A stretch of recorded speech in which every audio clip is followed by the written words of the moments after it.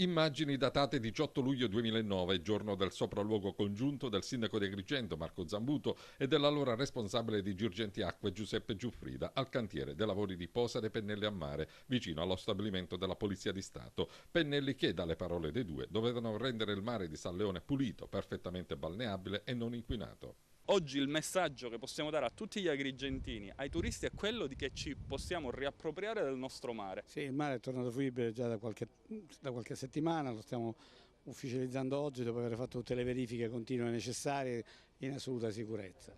4 anni dopo e alla vigilia della stagione estiva torna la questione mare di San Leone. Zambuto attacca Girgenti Acque e invia 3 diffide alla società sulla questione dello scarico dei liquami in mare e per i ritardi su una serie di lavori da attuare alla condotta fognaria di San Leone. Girgenti Acque, secondo il sindaco, è notevolmente in ritardo nei tempi già programmati da settimane nel corso di riunioni a cui hanno preso parte tutti gli organi preposti. Le 3 lettere di diffida, inviate per conoscenza anche alla Procura della Repubblica di Agrigento, riguardano il sistema di depurazione, gli esiti delle video ispezioni effettuate nella località balneare e i ritardi accumulati sull'esecuzione di ripristino dei pozzetti lungo il viale delle Dune. Insomma, il rischio è che anche per quest'anno i bagnani agrigentini saranno costretti ad un forzato esodo verso altri lidi.